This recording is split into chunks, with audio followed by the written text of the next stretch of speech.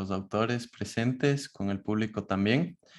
Y bueno, yo les voy a hacer un repasito de los tres textos que vamos a estar aquí revisando.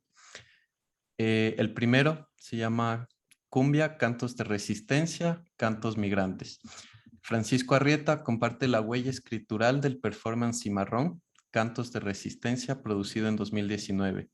El proyecto rastrea el origen de la cumbia como canto de resistencia y canto migrante. Una polifonía de voces cantadas, escritas, bailadas y susurradas que invocan círculos de reconocimiento colectivo a través de la liberación, el goce y el baile. El texto te conecta con canciones que son clave en esta historia, que te hacen bailar mientras lees. El segundo texto, fragmento de retratos de interseccionalidad en el Caribe, la historia de Tía Cruzita. En este, Lisette Nin comparte la historia de su tía Cruz. Este fragmento habla de una mestiza y su historia, habla de cómo se replicaba el maltrato y el dolor que el colonizador y el secuestrador perpetraron por muchos años en una isla donde no había hacia dónde huir. La historia de la tía Cruz es al mismo tiempo la historia de un país y de las más empobrecidas. Y el tercero, ¿cómo llegamos a la performance fronteriza? Aquí Daryl Fortis revisa el pasado del performance en Tijuana, lo hace a través de las densidades de los cuerpos que lo han practicado. El autor explora la desaparición de las artistas activistas propiciada por la narrativa del arte fronterizo debido a su condición de indocumentadas. Muchas gracias, Juanse. Estos son los textos sobre los que conversaremos hoy y les voy a contar cómo va a funcionar la dinámica de nuestra sesión. Entonces, vamos a tener primero una lectura performativa con Francisco Arrieta del texto de Cumbia, Cantos Migrantes, Cantos de Resistencia. Después vamos a tener a Lisette Nin, quien va a performar la historia de su tía Cruz. Y finalmente vamos a revisar el archivo visual de la investigación de Daryl Fortis. Es un archivo inédito que lo vamos a ver por primera vez aquí, del que vamos a conversar por primera vez en este círculo de lectura. Así que esa va a ser nuestra dinámica. Ana María va a ir presentando a cada uno de los autores y de los artistas y finalmente vamos a poder hacer preguntas y comentarios, pero si entre autor y autor ustedes quieren hacer un comentario, una pregunta, sientan la libertad de dejar sus comentarios en el chat o también de levantar la mano y poder participar. Entonces, sientan la libertad de participar en esta sesión cuando ustedes quieran. Así que vamos a comenzar en este momento con Fran. Hola, gracias por acompañarnos esta noche. Gracias, Fran, Liz, Daryl, Bernie, nuestros equipos de Post, de USFQ Press, de Radio Cocoa y amigos y amigas que se conectan. Bueno, si algo tienen también en común estos textos, además de este trazado que se puede hacer entre sus temas, es que vienen de gente muy querida. Algo que tiene Post es que curiosamente o nos volvemos amigos o ya éramos amigas antes. Entonces hay unos vínculos fuertes con nuestras autoras que son bellos, que son importantes. Fran, como pueden leer en su perfil, trabaja en Artes Vivas. Fran estaba el año pasado invitado a ser parte de Arte y Activismos, que es un evento que hacemos en la universidad junto con Juliana Zambrano. Y y ya que Frank no pudo venir a Ecuador, finalmente terminamos haciendo las acciones por Zoom y convirtiendo su acción en un texto, que es el texto que encontraron en la revista. Frank tiene una maestría en Teatro y Artes Vivas por la Universidad Nacional de Colombia, es parte del Semillero de Artes Vivas de Pachuca, también es parte del circuito LIC en arte contemporáneo y su trabajo es bellísimo porque va transitando entre formas de comprender lo escénico, lo sonoro, dimensiones de performance también. Y nada, te agradecemos mucho, Fran, por confiarnos nuestro texto, tu texto, perdón, tu texto a nosotras. Y nada, pues te escuchamos. Muchas gracias. Tengo aquí como un poco de desorden, pero bueno, espero que todo salga bien. Hay un audio que les envié, así es que si me ayudan dándole play Claro y que sí. bueno, espero que lo disfruten. Perfecto. Danos un minuto para activar el Sí, audio. ok.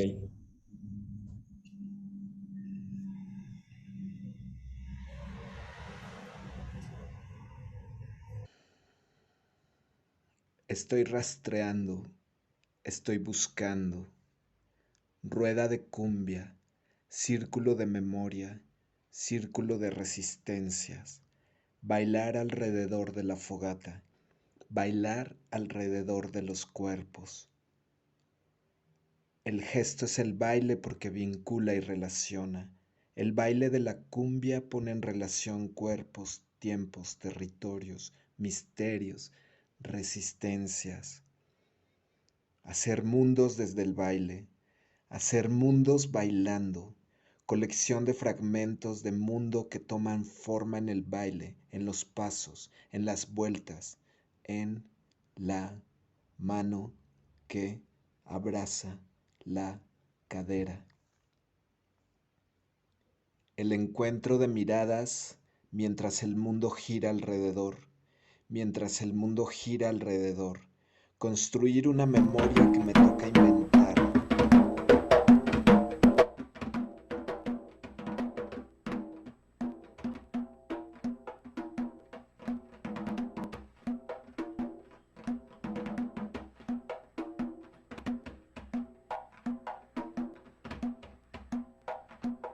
Una canción, un baile, un toque de tambor, una cumbia sonidera, una flauta de millo, una cumbia rebajada, un acordeón, una acordeona.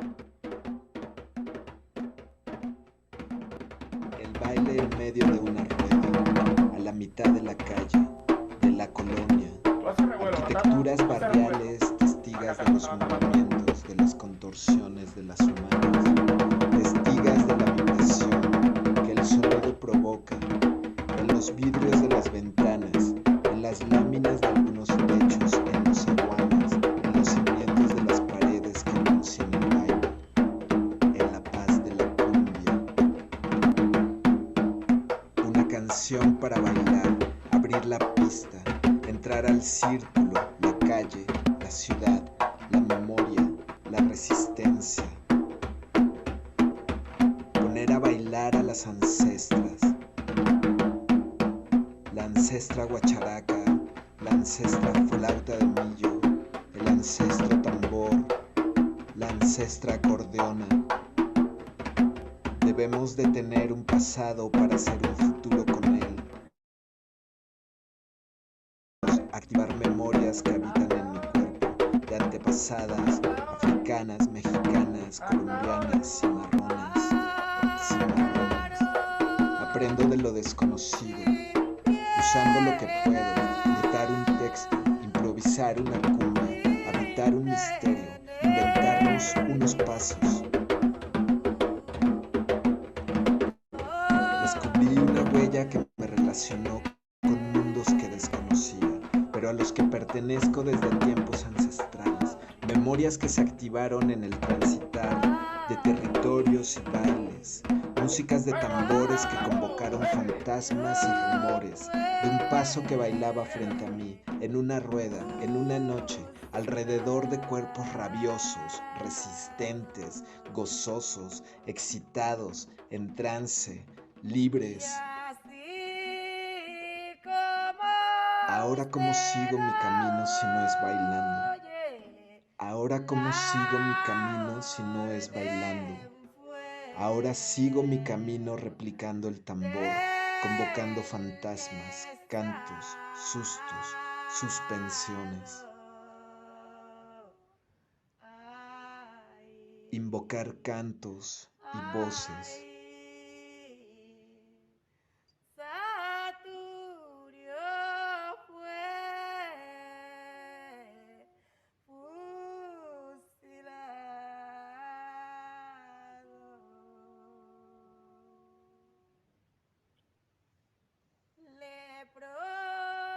Baila, baila.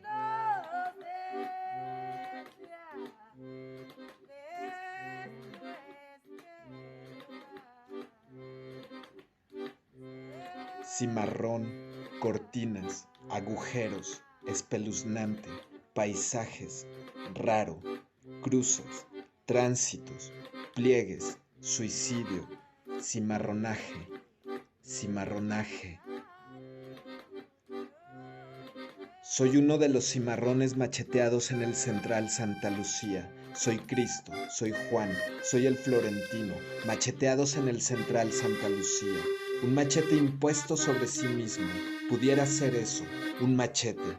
Pudiera ser un machete o un palenque. Pudiera ser un palenque o un grillete. O un látigo, pudiera ser un látigo o una lanza, pudiera ser una lanza o un cascabel, pudiera ser un cascabel o un bozal, pudiera ser un bozal o un jíbaro, pudiera ser un jíbaro o un fugitivo, pudiera ser un fugitivo o un rancheador, pudiera ser un rancheador o un hacha, pudiera ser un hacha o un verdugo, pudiera ser un verdugo o un rebelde, pudiera ser un rebelde o un santo, pudiera ser un santo o un diablo, pudiera ser un santo o un enfermo, pudiera ser un enfermo o un San Lázaro, pudiera ser un San Lázaro o un eleguá, pudiera ser un eleguá o un blanco, pudiera ser un blanco o un obatalá, pudiera ser un obatalá o un perdón, pudiera ser la fuga, pudiera ser la fuga, pudiera ser la fuga. Un caballo cimarrón, una cabra cimarrón, un perro cimarrón, un conejo cimarrón, un gato cimarrón, una vaca cimarrón, un toro cimarrón. Ningún cimarrón se atrevió a escribir esto. Escribo en calzoncillos en un palenque cubano. Hoy vivo aquí, pero desde que llegué al palenque soy un cimarrón sin territorios. El palenque es una ilusión de territorialidad, sin territorios. Huí, emigré, deserté, planté, corrí, caminé, robé, violé el tronco de un árbol. La costumbre de cortar la cabeza con la hoz es muy antigua. Soy una apariencia fugitiva, una figura de ensueños, identidad híbrida y fantasmagórica. Soy el decapitado del palenque, soy el decapitado del palenque, soy el decapitado del palenque, soy el decapitado del palenque. Huir y emigrar, huir y emigrar y desertar, huir y emigrar y desertar y plantar, huir y emigrar y desertar y plantar y correr, huir y emigrar y desertar y plantar y correr y caminar, huir y emigrar y desertar y plantar y correr y caminar y robar y violar, huir y caminar y emigrar y desertar y plantar y correr y caminar y robar y matar y violar el tronco de un árbol. Un instante y la llama o la lágrima desaparece, y sin embargo sé cómo es el alma del desapego. Algunas veces no somos más que el reflejo del cimarronaje, un lapso y soy un cimarrón, poeta, ladrón y violador de espacios, ajenos en un palenque que me recepta, un palenque extraño, raro, espeluznante. El cimarronaje es muy duro, un yunque. La vida es muy dura, un yunque. La muerte es muy dura, un yunque. El palenque es muy duro, un yunque. La tortura es muy dura, un yunque. El látigo es muy duro, un yunque. El barracón es muy duro, un yunque. El machete es muy duro, un yunque. La migración es muy dura, un yunque. La dictadura es muy dura, un yunque. El negro es muy dura, un yunque. La negra es muy dura, un yunque. Ten voluntad, cimarrón, ten voluntad, cimarrona, la única tabla de salvación que la vida nos ofrece. Para que no se escriba blasfemias contra mi nombre, digo que estos, los cimarrones, las cimarronas, sobreviven. Cimarrona, esto produce un desaliento.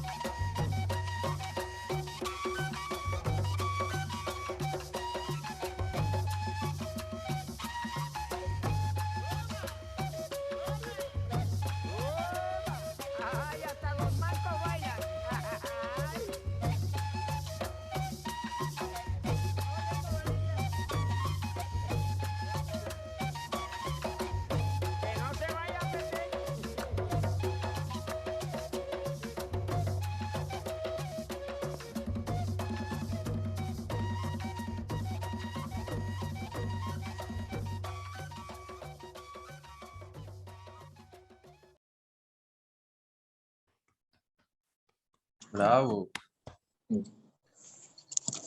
Listo.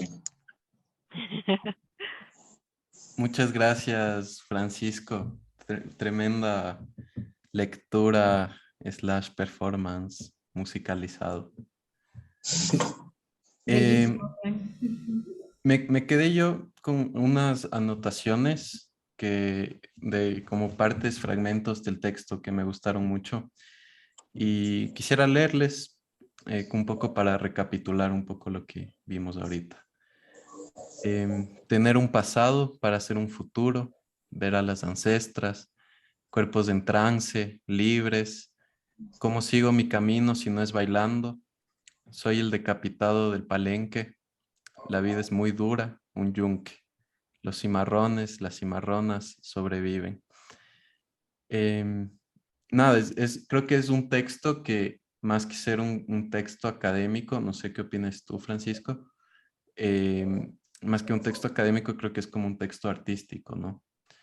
Entonces, bueno, no sé si tú nos quieres contar un poco más de lo que nos has presentado aquí, eh, un poco siguiendo esta línea de la cumbia como un registro de la migración, ¿no? Sí. Pues, bueno, primero sí, como volver a la idea de que esto es una huella escritural. Me parece que eso es importante porque para mí la pregunta era cómo pasar un performance, que es acción, a texto, ¿no? A una escritura. Y pues me parece que la gran posibilidad que da esta revista y esta edición, pues justamente es de poder jugar y explorar eh, con la escritura como una acción también, ¿no?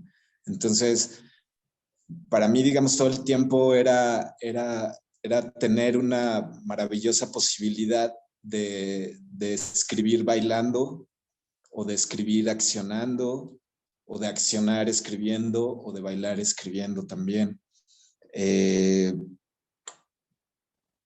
como decía, pues este performance que se convierte en una escritura, en un texto, pues rastrea, ¿no? El origen de la cumbia como canto migrante, como un canto de resistencia, como un canto de rabia también, ¿no?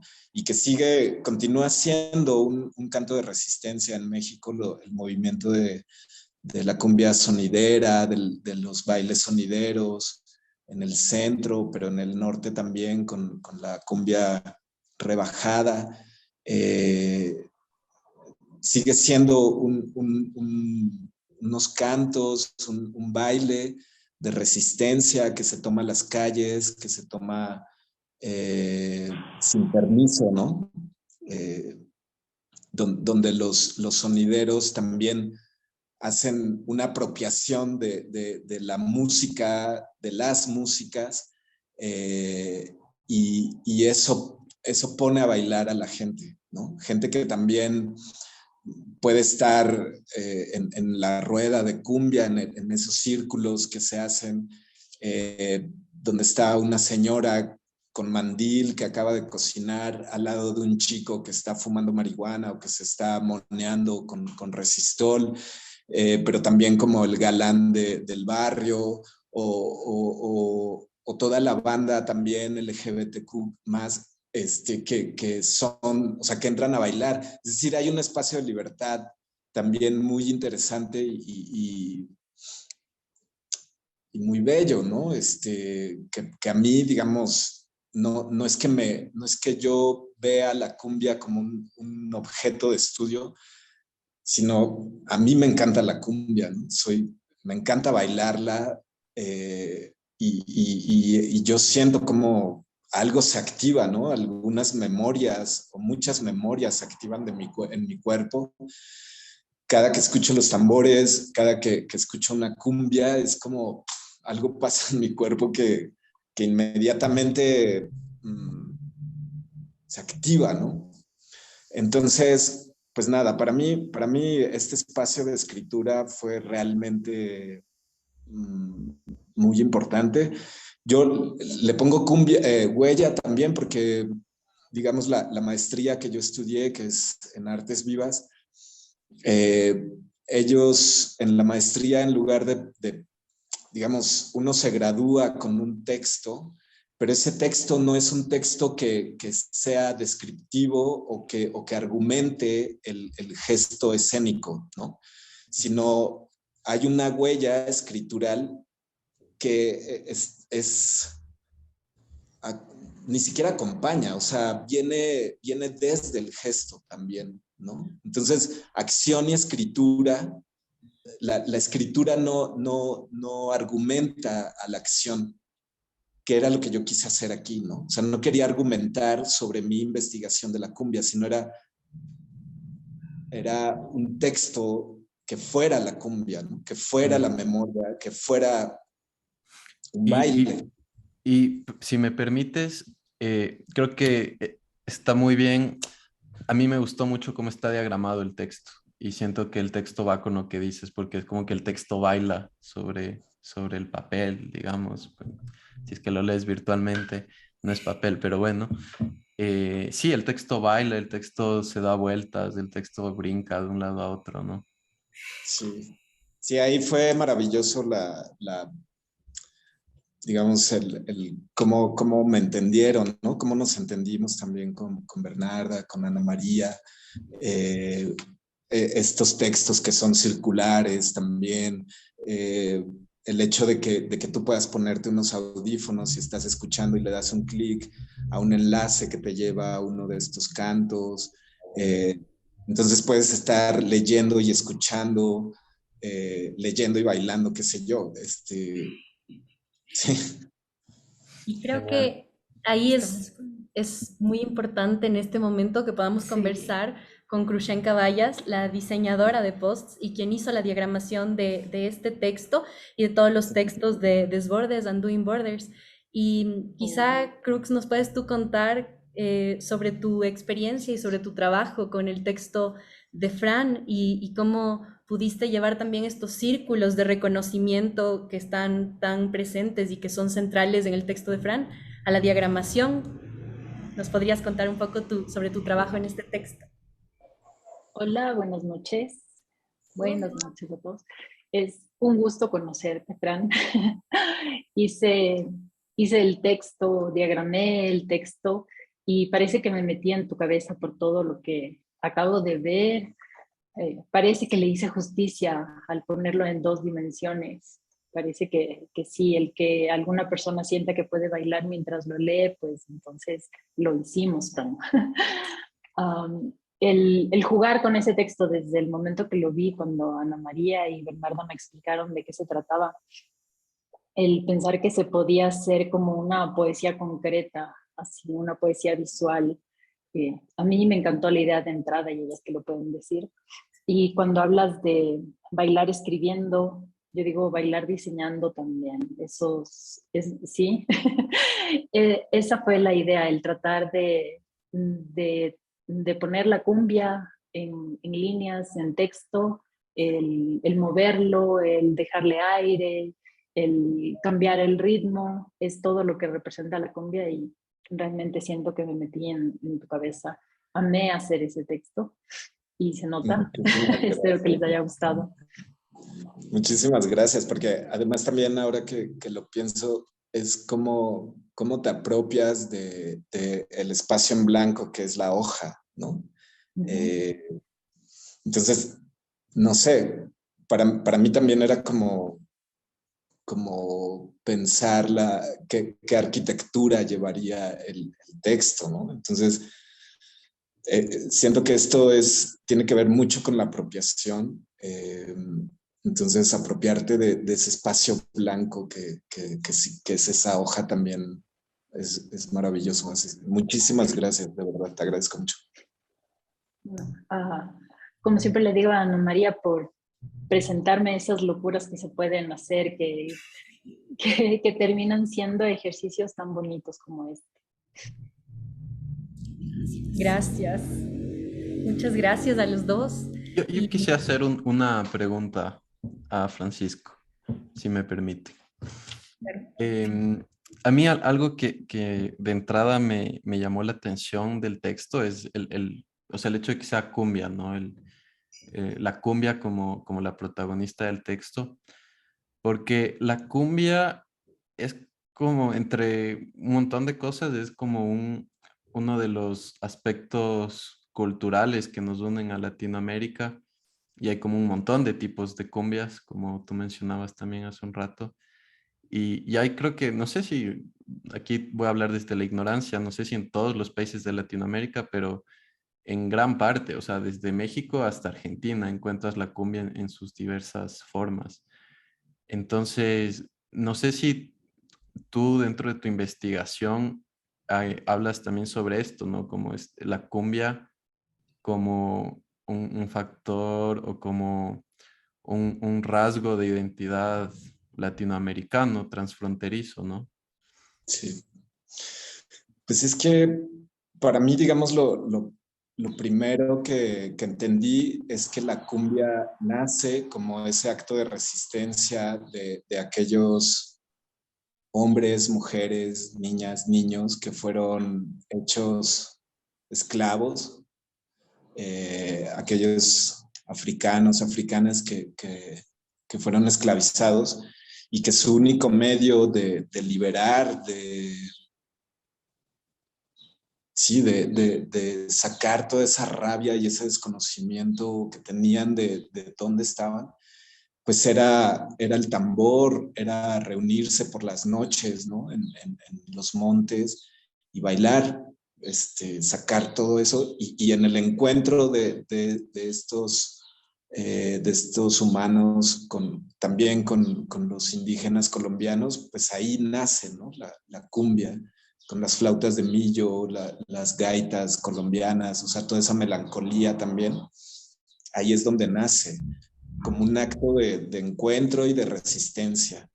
Entonces, para mí eso me marcó mucho entenderlo, descubrirlo, y entonces, pues claro, uno empieza a escuchar la cumbia andina, ¿no? De Ecuador, de Perú, la cumbia villera en Argentina, la cumbia en Chile también, o aquí mismo en México, ¿no? Que hay distintas formas de cumbia.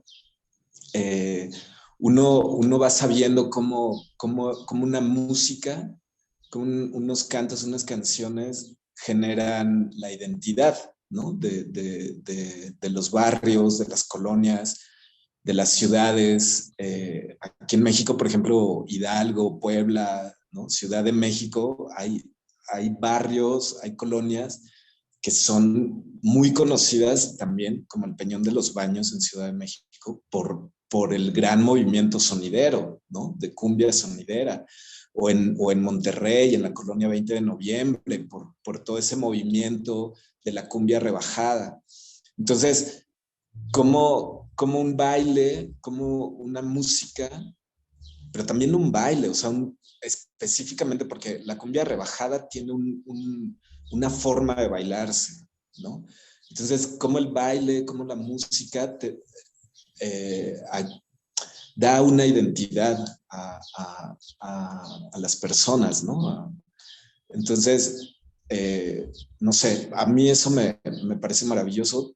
También es que incluyo en este texto otros cantos, ¿no? Como el alabao que canta Ninestrosa, también la cumbia, bueno, otros cantos, ¿no? Que también son cantos de resistencia, que también son cantos que han migrado y que, bueno, me parece que sí contribuyen muchísimo a generar las identidades, ¿no? Voy a leer un comentario que nos dejaron en el chat. No sé de quién es porque en la sesión está nombrando aleatoriamente a todo el mundo. Entonces, si nos pueden poner su nombre después del comentario, pero dice, círculo de memoria, vincula y relaciona, ten voluntad cimarrona. Yo me quedo pensando profundamente en estas.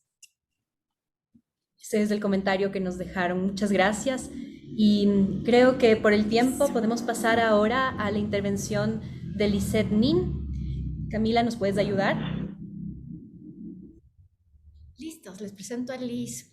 Liz es una artista visual e investigadora dominicana que está radicada en Barcelona. Toda la obra de Liz tiene que ver con comprender sus raíces afrodescendientes, con comprender la migración, con comprender el tránsito también de los cuerpos esclavos. Y, a Liz la conocimos en Chaquiñán. Chaquiñán fue una pequeña escuela que hicimos con Educarrera en el CAC durante la pandemia. Y Liz puntualmente todos los miércoles desde Barcelona a las 11 de la noche se conectaba con nosotras.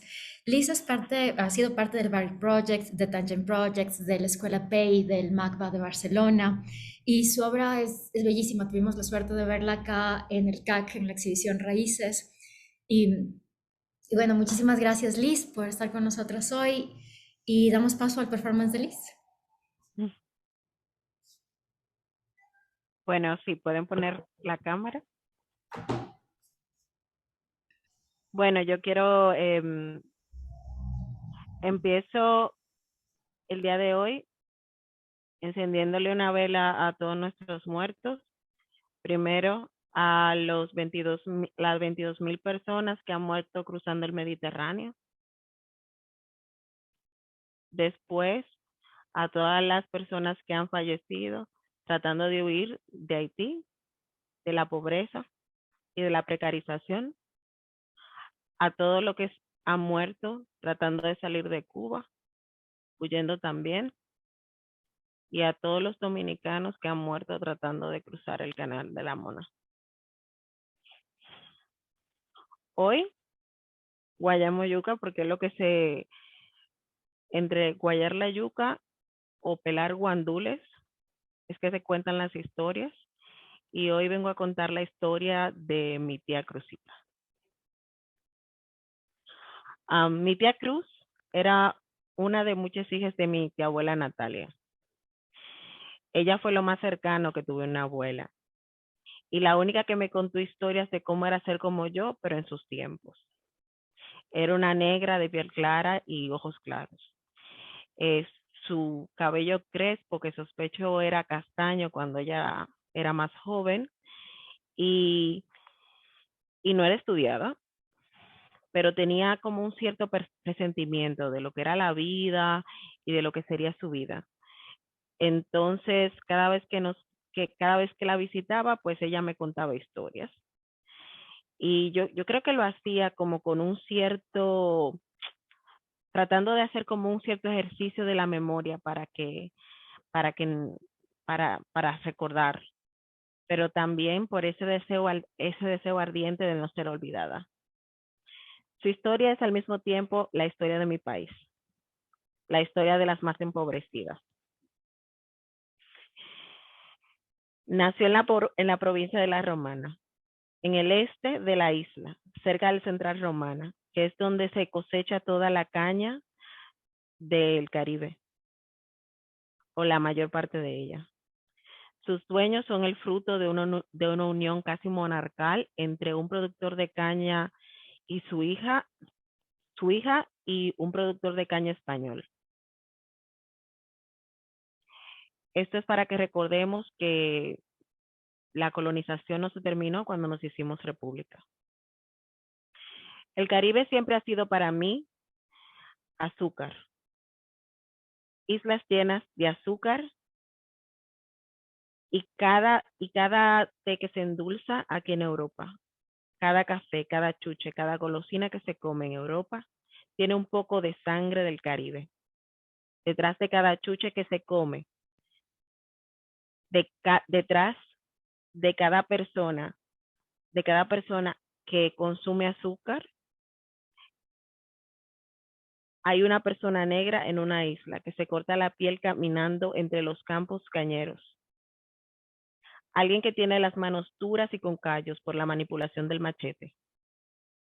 que muere enfermo por los pesticidas. Existen personas negras que a pleno sol, con pagas mínimas y sin seguro médico o plan de pensión, hacen que ese dulcecillo sea posible. Cada casa grande en Europa, cada calle pavimentada, tiene sangre y muerte de alguna especie en alguna parte. El costo de este progreso del que yo era ajena hasta el 2018, cuando cruzo el Atlántico,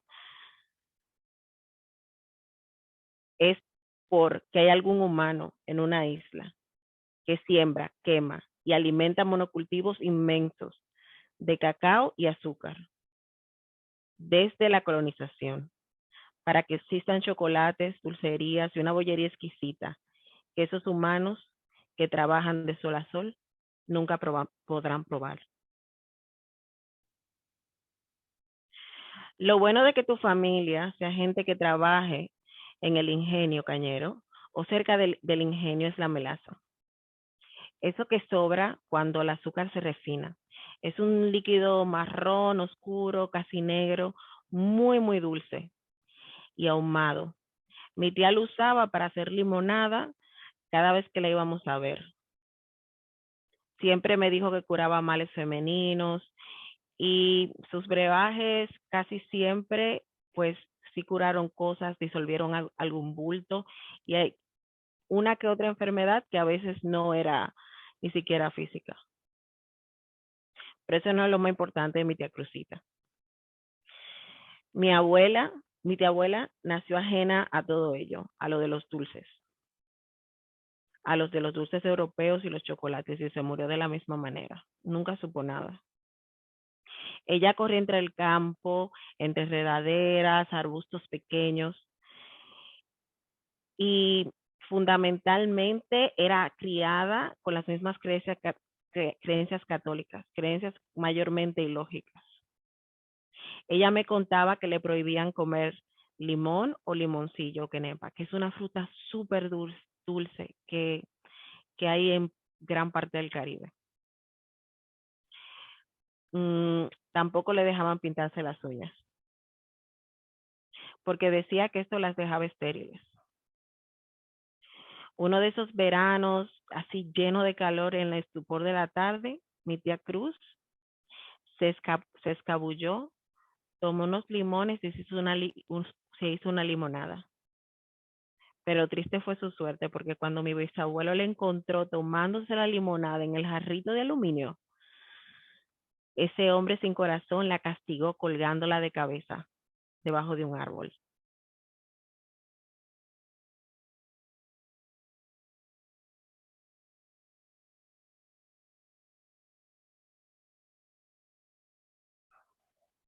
Me dijo que no entendía el castigo y lloró hasta que no tuvo más lágrimas. Estuvo colgada hasta la tarde. Me la imagino colgando de cabeza como un péndulo humano, meciéndose de un lado a otro, confusa, con el llanto ahogado, en el estupor de la tarde, con su vestido recogido entre las piernas. Me contaba que cuando estaba a punto de perder el conocimiento, veía como de pronto llegaba su padrino en un caballo y le decía a su padre que la bajara, porque esa no era manera de castigar a ningún humano, y menos a su hija. Mi tía, Cruzita, se dio cuenta ese día de que su existencia valía muy poco y se propuso escapar y ayudar a sus hermanas para salvarlas del mismo destino. Ella y sus hermanas vivían bajo el yugo de un padre abusivo y violento, algo muy parecido a la isla en aquel tiempo y ahora también. En aquel tiempo también éramos oprimidas por un régimen militar que nos prohibía hablar siquiera. Esas mismas ganas de escapar fueron lo que hicieron que ayudara a sus hermanas a huir cada vez que fuera posible. Una a una las ayudó a casarse o a irse por la ventana. Me decía que lo podía hacer porque era la mayor y le daba más espacio para salir a hacer cosas fuera de la casa. Que se inventaba una excusa y durante la noche, mientras mi bisabuelo dormía, la sacaba por la ventana y las escabullía afuera, hasta donde seguramente estaba el novio esperándola para sacarlas. Era un poco heroína, pero Cruzita era una chica contenta y amable, pero muy seria. Me contaba, me contaba ella también, porque aún así terminó juntándose con un hombre casado. Algo muy controversial para su época. Aquel pianista hizo que todo se le olvidara, mi tía abuela.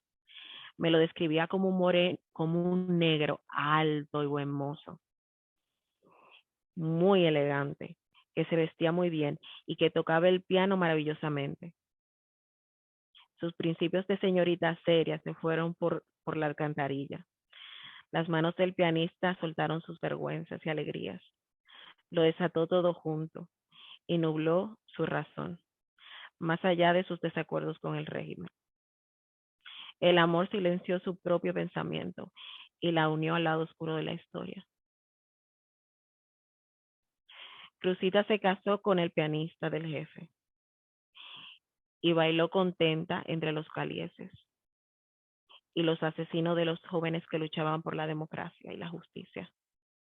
Me contaba de la vez que su marido le presentó a Trujillo y lo describía como un indio buen mozo y alto, muy amable, decía ella, y serio, un hombre respetable. Hacía las mejores fiestas de San Cristóbal o de Ciudad Trujillo, como se llamaba en aquel tiempo.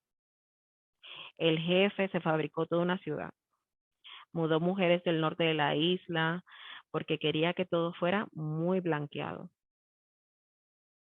Se decía a voces que a todas las había violado y después la mudaba al pueblo. Trujillo abusó de niñas campesinas. Ninguna podía negarse o moría. De hecho, hay una historia sobre 3 heroínas que se negaron y murieron. Tía Cruz no tuvo problemas, porque aunque tenía la piel clara, sus facciones eran de mujer negra, y esto la hacía inmune ante el jefe, que a pesar de ser afrodescendiente era racista. Pero él no fue el primer general racista, o el primer general que rechazaba su negritud, porque él no quería que se le asociara con los negros y con los precarizados. Pero él era una réplica de otro presidente que hubo antes, del general Buenaventura Báez, el primer presidente mestizo. Era hijo de un hombre blanco de Azo, un dueño de esclavos, a quien, quien tenía una mujer blanca que no quedaba embarazada. Entonces él, para poder perpetuar su nombre, pues entonces se dedicó a violar a todas las mujeres esclavizadas. Y la pobre Juana Méndez, la madre de Buenaventura, fue la progenitora de ese presidente mestizo y racista. Bueno, eso dice Juan Bosch. En el 1850, en su Manifiesto del Mundo Imparcial, dice Buenaventura Báez que los haitianos, o sobre los haitianos, las ideas no tienen allí colocación. Todo se reduce a sensaciones de mero instinto. Y nada tiene que ver con lo racional. Desde su visión, entre ellos, el hombre no pasa de un instrumento y la mujer de una materia bruta, incapaz de ejercer influencia alguna en las costumbres. Las blancas, por supuesto. Desde allí se perpetúa el racismo. Desde un pueblo en que su mayoría es negro, pero se encarna un rechazo a la melanina, a esa melanina que nos cubre, a nuestros labios gruesos, a la corona que adorna nuestras cabezas. Y así sigue la isla el día de hoy, más de medio siglo después. Tía Abuela Cruz murió sin saber qué día era, pensando que su negro aún tocaba el piano y que el jefe estaba vivo. Nunca supo lo que era el chocolate con churros. Nunca tuvo pasaporte. Y creo que en la demencia de sus últimos días deliraba, recordando el olor de la caña, el paso de los bueyes que labraban el campo, del día que colgaba como un péndulo, decidiendo el destino de su vida, sin ninguna suerte, porque el azar, como a todas, se ocupó de ella.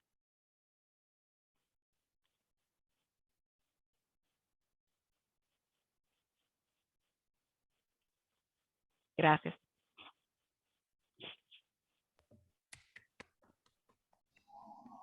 Muchísimas gracias, Lisette. Gracias por conectarnos con ese carácter vivo y activo de la memoria, desde el presente poder construirla, poder cuidarla. Y vamos a comentar el performance y el texto de Lisette al final, porque vamos a pasar ahora a Daryl por tiempo. Vamos en este momento a pasar de una vez a Daryl y después vamos a abrir la conversación. Muchísimas gracias, Liz, y ya seguimos conversando sobre esta propuesta.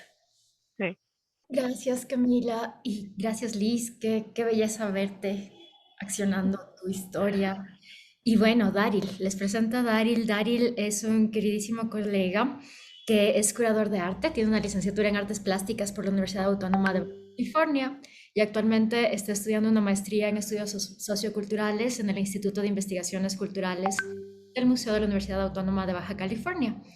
Y bueno, Daryl ha editado varios libros, ha trabajado en varias exhibiciones también. Creo que su trabajo en la escena mexicana es tremendamente importante y relevante por la manera en la que aborda sus temas, por sus perspectivas sobre frontera, sobre género. Y bueno, con Daryl nos conocimos en el 2018 en un intensivo curatorial donde tuve la suerte y el privilegio de empezarle a escuchar sobre su proyecto que generosamente después lo trasladó a la revista. Sabemos que fue un proceso duro de cierre, de puesta en palabras. Y nada, pues Daryl, te agradecemos mucho por estar con nosotras hoy. Muchas gracias. Muchas gracias, Ana María y Bernarda.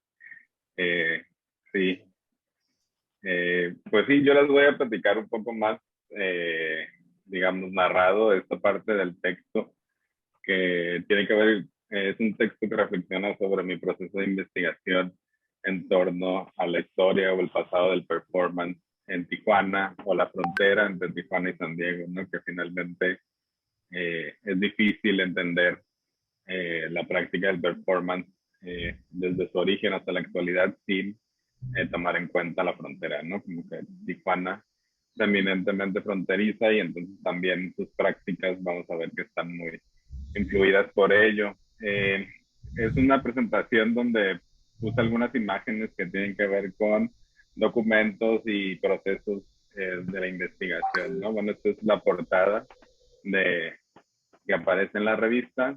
Sigamos a la siguiente. Y bueno, básicamente, bueno, quiero como poner muy, mencionar, no dejar de mencionar que este trabajo, tanto en texto, bueno, sobre todo el texto, pero también toda la visión que ha atravesado mi investigación desde que conocí a Berta Jotar hace un par de años, y que la entrevisté, que ella fue una de las performers de un colectivo súper importante en la frontera en la segunda mitad de los 80.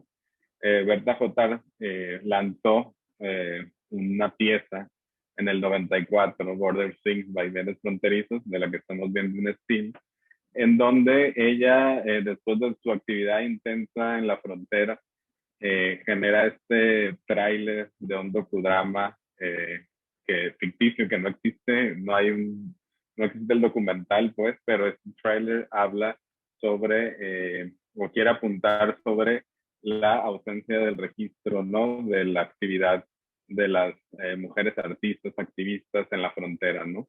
Aunque hay una intención de vincular la problemática de la migración, por ejemplo, a la feminización de la problemática de la migración y en relación también a la visibilidad o la admisión de la producción artística de las mujeres en el espacio cultural.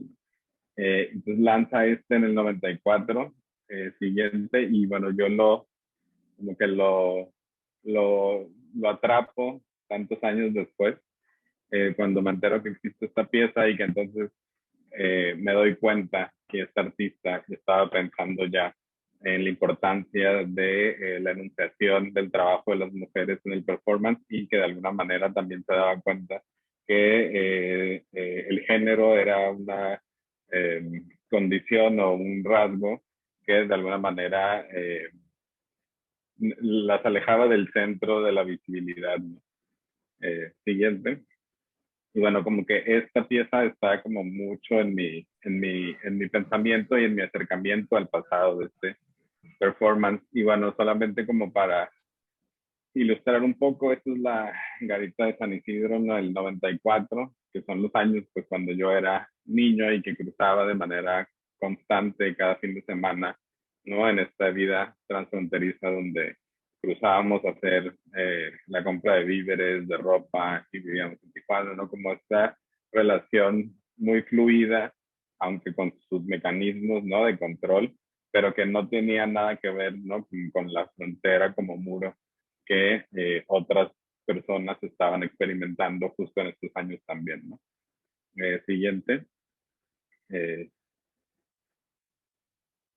Y bueno, como en ese sentido, bueno, ponía esta imagen también como en contraposición a la otra imagen, ¿no? Que tiene que ver con mi propia experiencia como un niño de Tijuana que tiene una vida de los dos lados y que de alguna manera no me percataba de todos esos procesos violentos de control, etcétera, ¿no? De xenofobia, que otras personas, como en esta foto, ¿no? Que podemos ver, esto es en el 92 y donde hay estos muros, eh, pues que ya están erigidos, ¿no? Aquí ya hay digamos, hay un doble muro, está la malla ciclónica que era antes del 92 y después del 92 empiezan a partir de la operación del Guardián, un poquito antes, a reciclar las pistas de aterrizaje de la Guerra del Golfo Pérsico para construir el muro fronterizo, ¿no? Entonces también Berta Jotar habla mucho como también de esta dimensión del reciclaje, ¿no? Que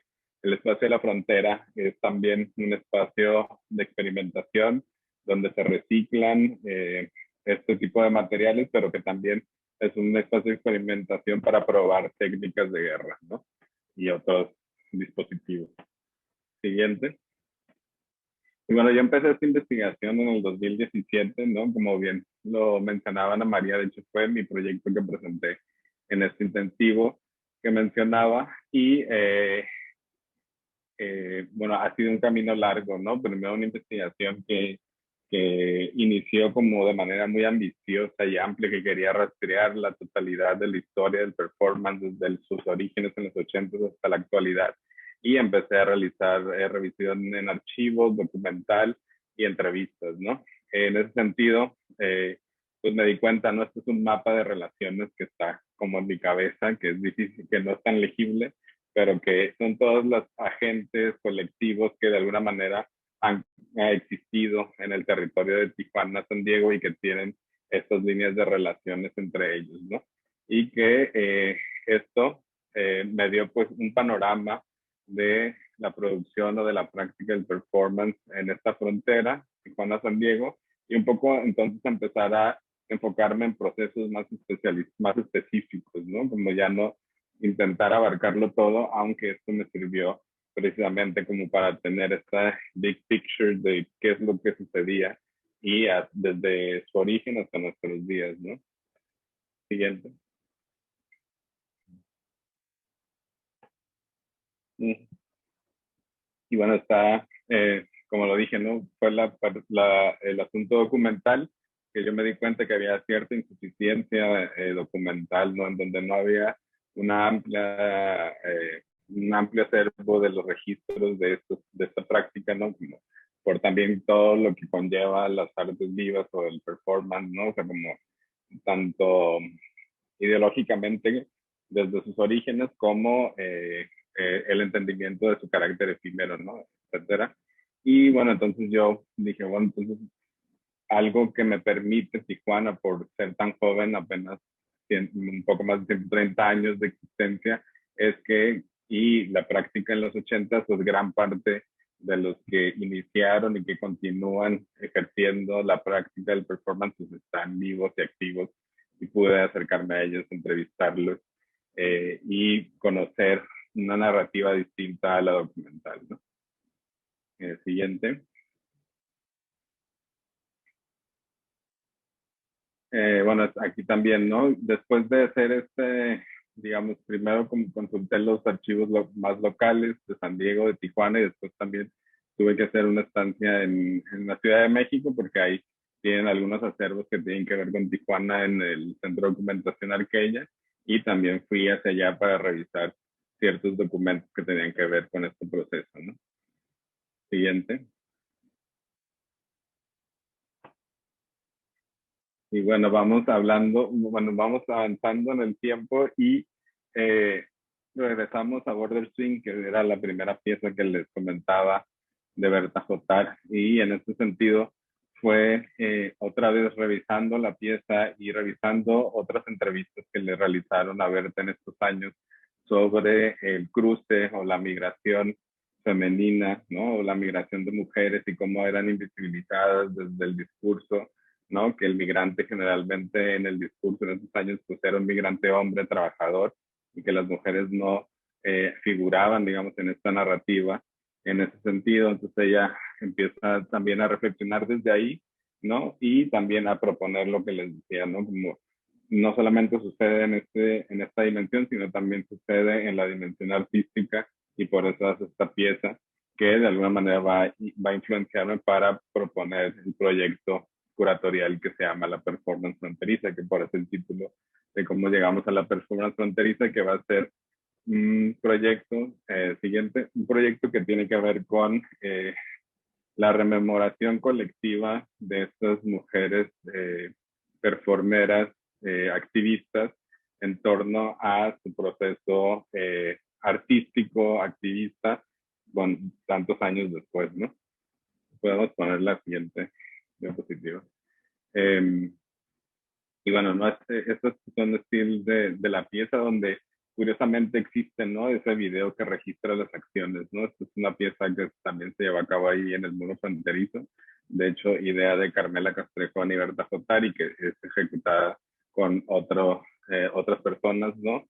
Y desde los dos lados de la frontera.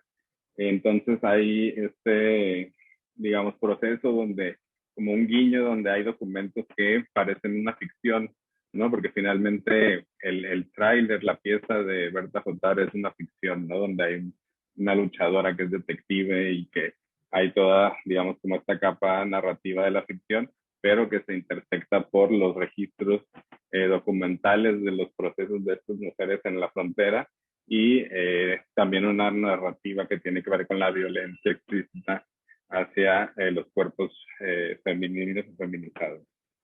Siguiente.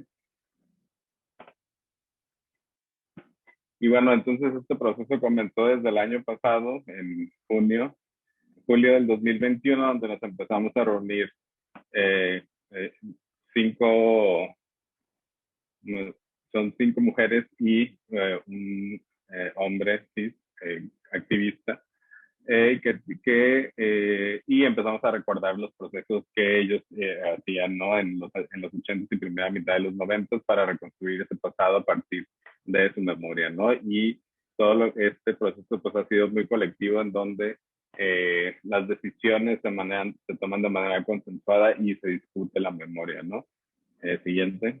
Entonces empezamos a recordar, todo eso está grabado, estamos recordando todo el tiempo, están mencionando datos, emociones, recuerdos. Siguiente. Y también presentando parte de sus archivos personales que están, ¿no? Que ellas tienen en poder, y que de alguna manera presentan y detonan estos recuerdos, ¿no? La idea es generar un producto que de alguna manera narre desde estas diferentes perspectivas este proceso de los 80s y 90s. Siguiente.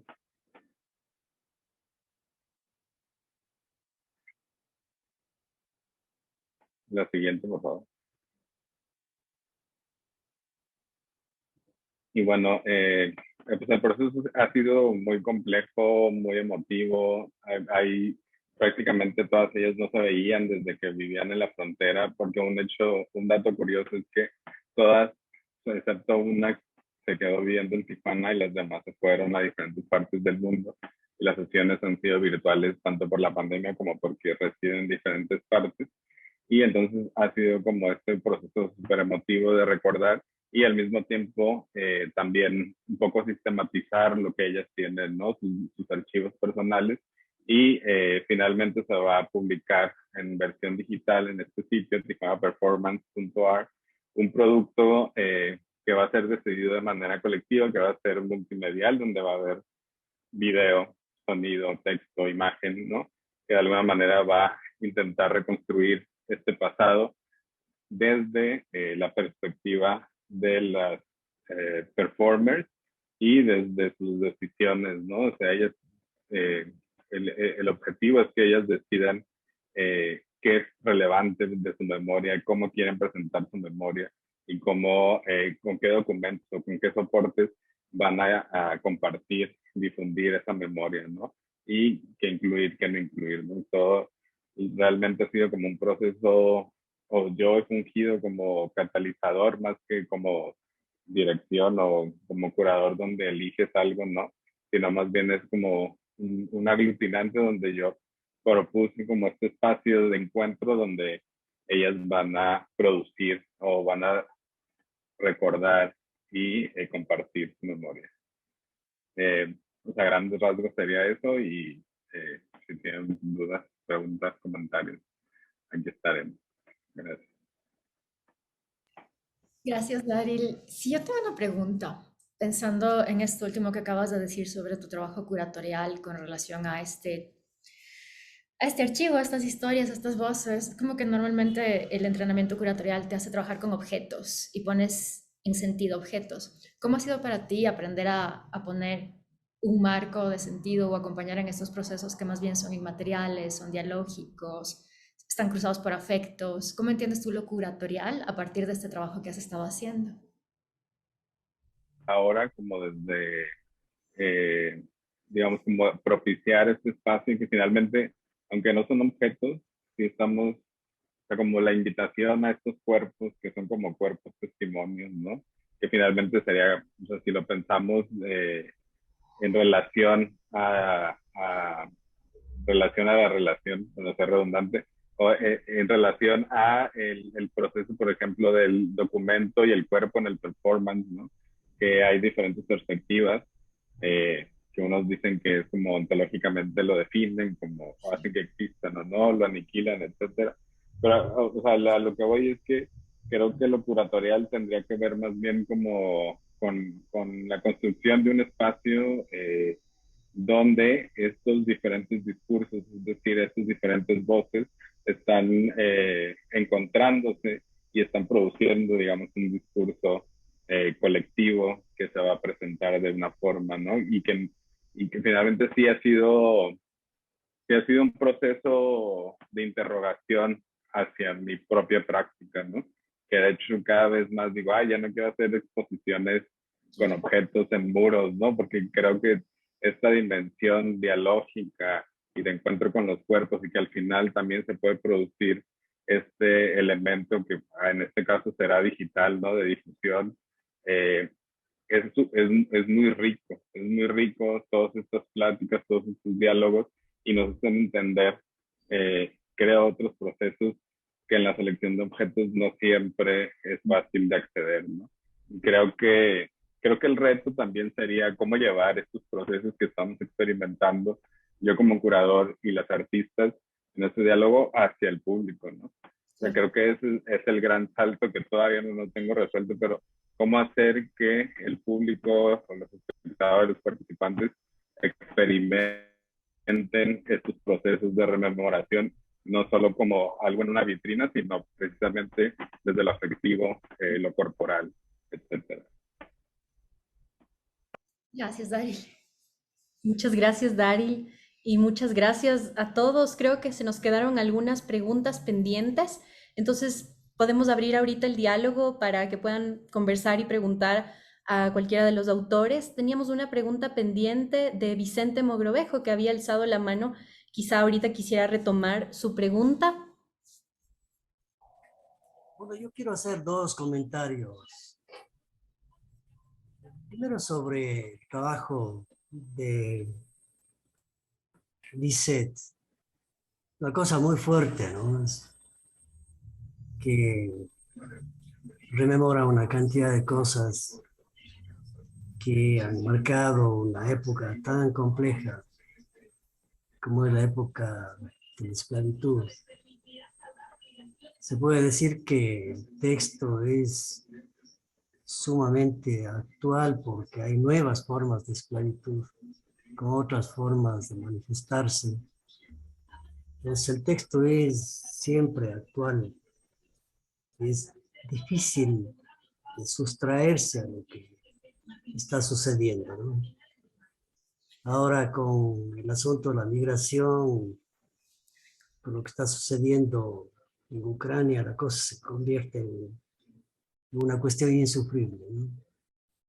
Entonces Dargil está haciendo un trabajo que es realmente importante, positivo. Ahora, lo que quería es fundamentalmente preguntarle a Fran sobre la relación de su texto con la cumbia, como normalmente se ha concebido. La cumbia siempre ha parecido música alegre, pero ahora el texto a mí personalmente ha hecho que me dé un vuelco. Le escucho ahora o posteriormente escucharé la cumbia de forma más dramática. Entonces, el texto de él, siendo un texto artístico, es un texto de denuncia, es un texto histórico. Él cómo concibe el destino de ese texto y cómo los de mi generación vamos a escuchar de nuevo la cumbia si rememoramos el texto que él construyó.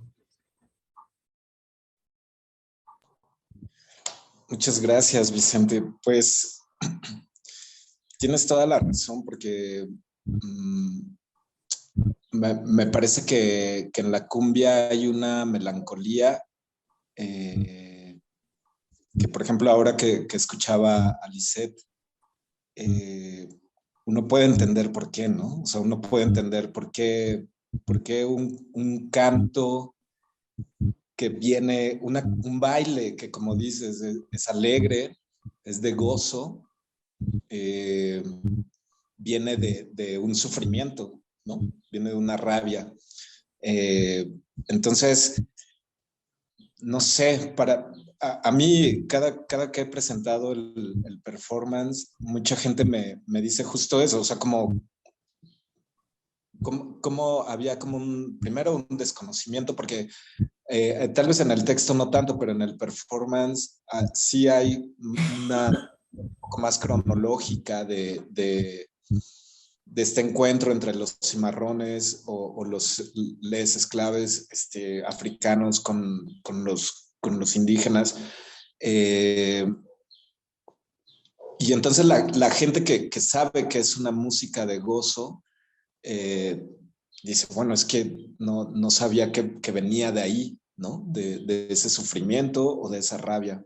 Entonces, a mí me parece que más que denuncia, es un texto como de justicia. O sea, porque ahorita lo que yo escuchaba de Lisette me mueve bastante, ¿no? O sea, quedo muy, muy movido. Entonces, es cómo hacemos justicia. De mi parte sería un acto de justicia poética, ¿no? Evidentemente, a esa condición de esclavitud que, como tú dices, pues ahora hay otras formas, ¿no? De esclavitud, pero que continúa. Entonces, para mí, digamos, como que resaltar esa parte de canto de resistencia, esa esencia de la cumbia como canto migrante también, como canto de rabia.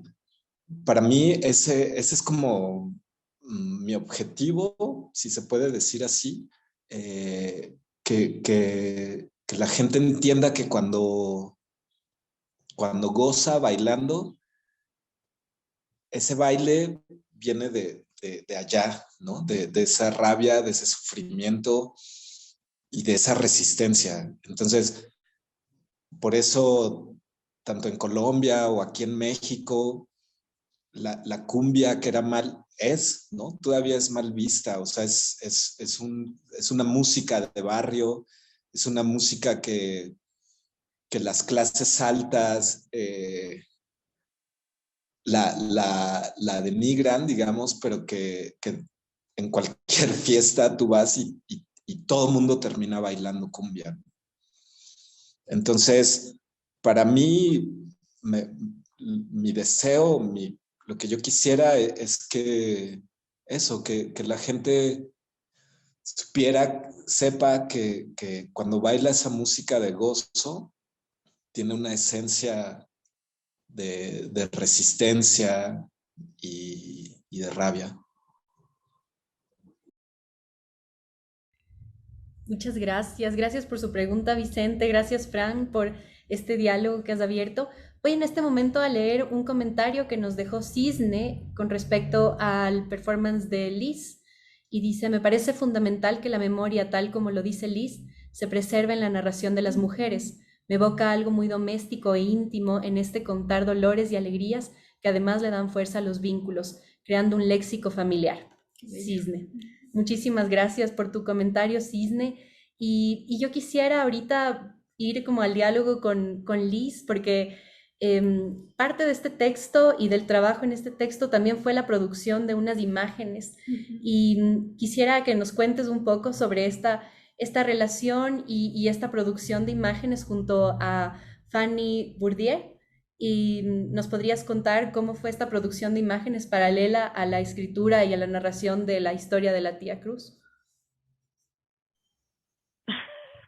Bueno, la producción de las imágenes fue algo mucho antes de yo concebir el relato en sí mismo, pero van estrechamente ligados porque a partir de cuando mi madre se gradúa de medicina, mi abuelo le regala un cadáver.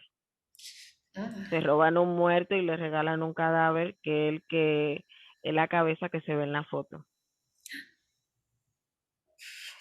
Entonces yo empiezo con la producción de las imágenes a partir de ese cadáver que era una mujer también y que dormía en mi closet durante toda mi niñez. O sea, había gente que decía que tenía monstruos en el closet. Nosotros decíamos Alexandra. Y eso pasan a ser parte de la familia.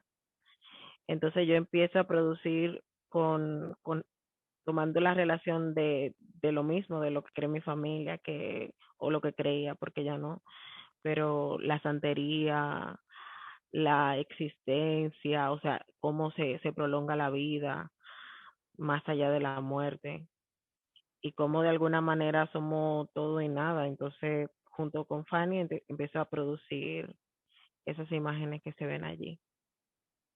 Pero fue una cosa un poco muy personal porque va todo ligado con eso. Y también con la idea de pensar que como una vida negra no tiene como, ni siquiera cuando muere, el mismo trato que tal vez otra.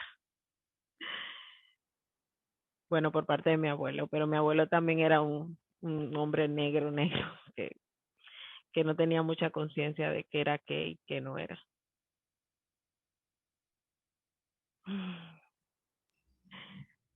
No sé si se explica. Sí, muchísimas gracias, gracias. Y muchísimas gracias a los tres autores. No tenemos manos alzadas. Entonces, creo que por el tiempo vamos a cerrar nuestra conversación. Una vez más, gracias por acompañarnos en esta segunda sesión de nuestro círculo de lectura. Cada 2 semanas tenemos una de las sesiones del círculo y tenemos como invitados a nuestras autoras, a nuestros autores, con sus distintas propuestas, con distintos formatos para hablar de los textos. Así que les queremos invitar para que nos acompañen en las siguientes sesiones. Agradecer a los equipos, al equipo de Radio Cocoa por estar aquí, por apoyarnos en este espacio, por coproducirlo con nosotros, al equipo de USFQ Press, a todo el equipo de Post. Y nuevamente gracias a los autores por estar aquí, pero además por haber compartido con nosotras sus textos y por permitirnos darles esta vida dentro de nuestra revista. Entonces, muchísimas gracias a todos por conectarse y esperamos que hagamos comunidad en este círculo de lectura y en estas sesiones que van a ser varias más. Muchas gracias. Gracias a todos. Gracias, cuídense mucho. Gracias. Nos vemos en 15. Nos vemos en 15. Chao.